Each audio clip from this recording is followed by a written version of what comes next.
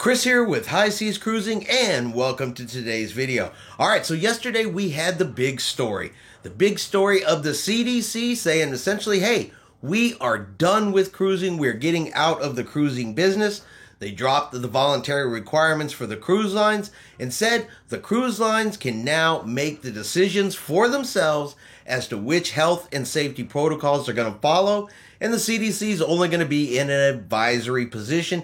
And everybody's been wondering, hey, what does that mean? What is going to change? What's going to be coming up here in the future? And of course, the one that I see most people talking about, so far at least, is when is pre-cruise testing going to go away? We actually have a couple stories today about pre-cruise testing, steps that are going to be in the right direction, heading the way we want it to head. That way we can see some of these pre-cruise testing requirements begin to go away. Now, when it comes to ending pre-cruise testing, what's really going to be, I think, the most important factor, or one of the most important factors, is going to be the cruise ports that the cruise ships visit. Because look, the CDC can step out of it here in the United States.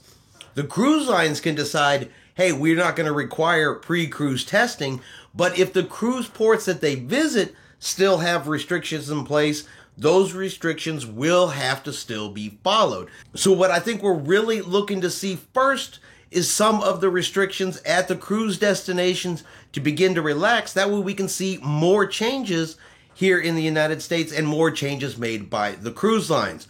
Well, we do have a change for the British Virgin Islands, which affects St. Martin, which of course is a very popular cruise stop. Now, this went into effect actually on July the 15th, and they will no longer be requiring a negative COVID-19 test for entry. Now, this, of course, is for people flying in and for those entering in through the cruise ports. And we've also seen a relaxation in the health and safety protocols for cruisers going into the country of Belize. They have lifted their COVID restrictions down there. Now, as far as the British Virgin Islands go, while they are lifting the pre-COVID-19 test prior to entry, they are still keeping the vaccination requirements in place. And that's something I expect we're going to see. Like I said, we may see an easing of pre-cruise testing, but I don't think we're going to see an easing of vaccination requirements, at least not here at first. Okay, but this still is a good change. Like I said, a change in Belize, a change for the British Virgin Islands, all steps forward. And this is, like I said, what I expect we're going to need to see are the cruise ports that the cruise ships visit begin to relax health and safety protocols. That way changes can be made on the cruise line's end as well. And we have another cruise line that has dropped the pre-cruise testing requirement, and that is going to be the luxury cruise line Azamara. So effective July 25th of 2022, they are no longer going to be requiring a pre-cruise test prior to embarkation. However, they do point out the fact that while the cruise line will not require the test, there may be ports that will still require the test.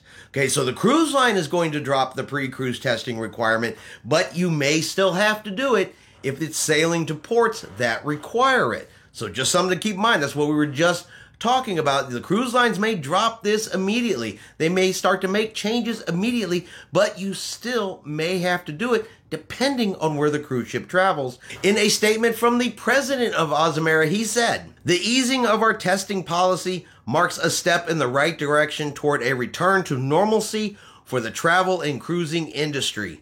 Cruising is one of the safest ways to travel, and our existing health and safety protocols on board will ensure peace of mind for our guests and crew as we move forward." Now, we've seen this change made by other cruise lines. We've seen it from Viking. We've seen it from Celebrity. We saw it from P&O Cruises. Of course, that was all over in Europe and for European sailings.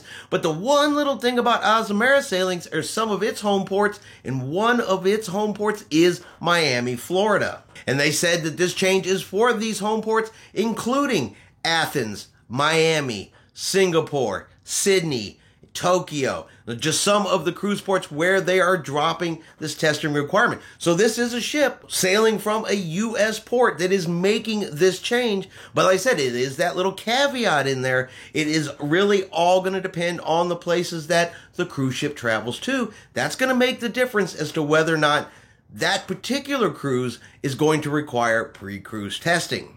And of course, Azamara is still going to require proof of vaccination prior to embarkation.